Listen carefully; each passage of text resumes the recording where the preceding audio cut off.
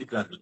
இவன் எவனாவது சோத்துல முன்னாடி தட்டுல சோறு போட்டு உட்கார்ந்து இருப்பான், அந்த சோத்தை சாப்பிடுறான்ல, அந்த சோறுல உப்பு போட்டு சாப்பிடுறான்ல, அந்த சோறு திராவிட முன்னேற்ற கழகம் அவனுக்கு தந்த சோறு.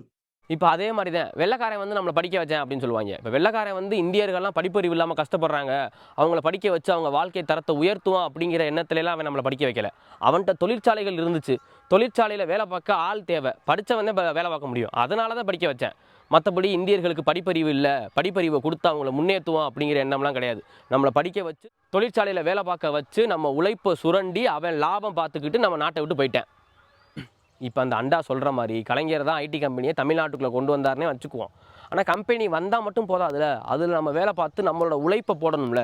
நம்ம அதில் உழைப்பை போட்டால் தான் அதுலேருந்து ஒரு பை ப்ராடக்ட் வரும். அந்த பை ப்ராடக்டை முதலாளி விற்று லாபம் பார்த்து அந்த லாபத்தில் ரொம்ப கம்மியான பங்கை தானே நம்மளுக்கு சம்பளமாக கொடுக்குறான்.